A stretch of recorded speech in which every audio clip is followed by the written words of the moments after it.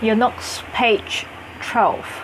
So finally, after a long revision about the junior form of the statistics, okay, so we now move on to the senior form part, okay. Finally, we have to learn something new.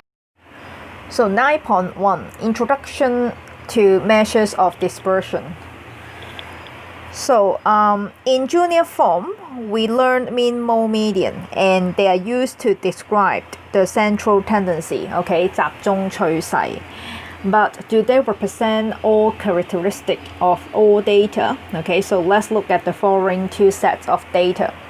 So for both set of data, okay, if you want to find out the mean, the mode, the median, you will see that all the mean, mode, and median are the same. Okay, all of them equals 9. But you can see that the data, of course, is different. Set A, the data more closer. Okay， 你見到佢嗰啲數據咧，其實好集中嘅，都係喺7至11中間啦。OK。Set B 咧，the data is more widespread。OK， 你會發現咧，佢哋咧比較分散嘅啲 data。OK， 咁啊有啲咧係好細啦，有啲係好大啦咁。咁啊，有啲時候咧，我哋收集啲數據翻嚟咧，我哋其實唔係淨係想知佢個 mean, mode, median， 唔係想知道佢究竟約莫中間位喺邊度，我哋唔係淨係想知道佢個 central tendency 或者佢個 average 喺邊度。有啲時候咧，我哋都好想知道一下咧，就係佢成盤數據到底係點樣嘅 ，OK？ 會唔會咧係好分散或者好集中嘅？例如啲咩例子咧？咁我呢度舉咗兩個例子啦。咁第一個咧就係貧富懸殊嘅問題。我之前咧都提過咧，就係話香港咧其實政府咧都會有嗰啲咩中位數啊，即係月入啊，即係人均嘅月入中位數咁樣。咁我睇住呢個數據，我係咪就可以講話個貧富懸殊嚴重定唔嚴重咧？咁其實睇唔到嘅喎，你淨係俾個 median 我點知道究竟貧富懸唔懸殊啊？其實我唔知嘅。OK， 咁如果我要去睇貧富懸唔懸殊嘅話咧，其實我係想睇下嗰啲數據係分散啦，定係集中。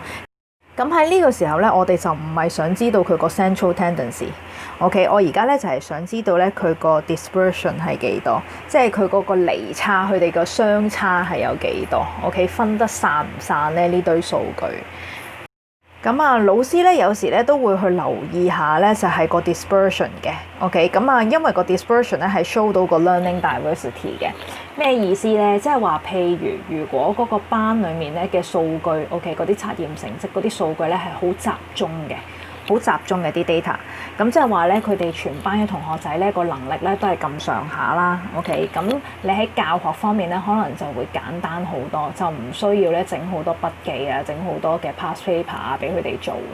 咁但係咧，如果你發現你教嘅嗰班同學仔唔係喎，個 dispersion 咧睇到嗰個數據咧係好分散嘅。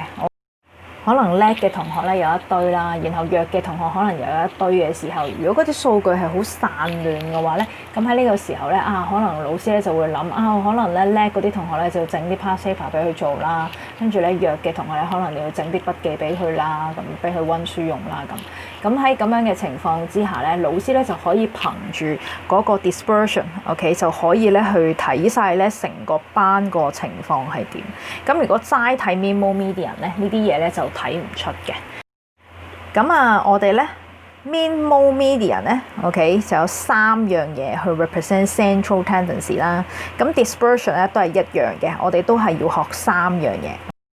咁咧，我哋而家咧就進入第一樣先嘅。咁第一樣咧就係叫 range。Range is equal to the differences between the maximum and the minimum data. Okay, so here would be the equation. That means the largest datum minus the smallest datum.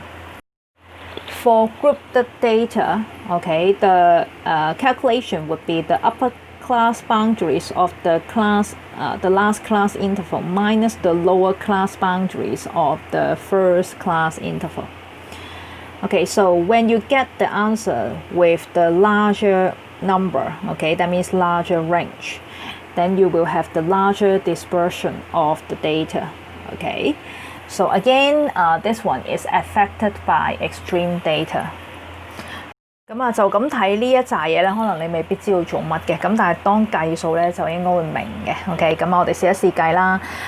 You can see that there are 6 data. OK，and then the question asks you to find out the range. 咁我哋咧平時喺日常生活中用過嗰個 range 呢個字咧，其實我哋通常就係解咧係範圍嘅。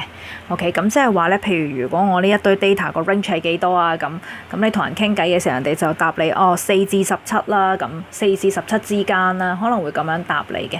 咁但係喺 mathematics 嚟講咧，如果我問你個 range 嘅話咧，你咧就唔係答我一個範圍，你唔係答我4至17嘅。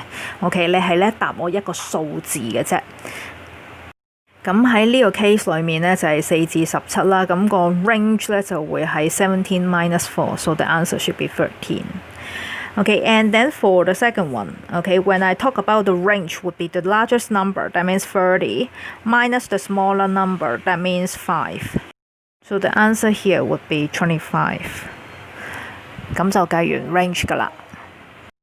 Okay, the next question. 咁啊有2個人啦，一個叫阿 Ken 咧，一個叫阿 Jane 啦。OK， 咁佢哋咧就有6個 scores 嘅。咁跟住咧佢就想問下你個 range 啦。咁咧我哋好快咁睇一睇最大啦，減最細係幾多？咁啊 Part B 呢條題目就問你咧邊一個咧係 more consistent performance， 即係話係一致嘅或者穩定嘅 performance。咁啊，當然咧就個 range 越少越好啦。咁啊 Jane 咧佢個 range 咧就少啲嘅。OK， 咁即係證明咧佢個分數唔係相差得好多，每一次咧都係差不多嘅分數。咁佢即係比較穩定少少嘅。OK， 咁我哋咧就要答啦。咁啊記得咧就係 explain your answers 啦。咁啊又因為一定要 show comparison， 跟住咧就 draw conclusion， 咁就做完啦。Your notes page 13. The last question about range. 咁啊呢一條題目咧就同頭先嗰條有少少唔同啦。咁佢咧就唔係俾一個實質嘅數字嚟，咁佢咧就係俾咗一啲 group 咗嘅 data 嚟嘅。咁然後咧就想問翻你咧究竟個 range 係幾多咁？咁我哋首先睇下最大啦。咁呢一個最大嘅呢3個人 ，OK 係幾多呢？其實呢3個人呢，我哋實質嘅數字我係唔知嘅。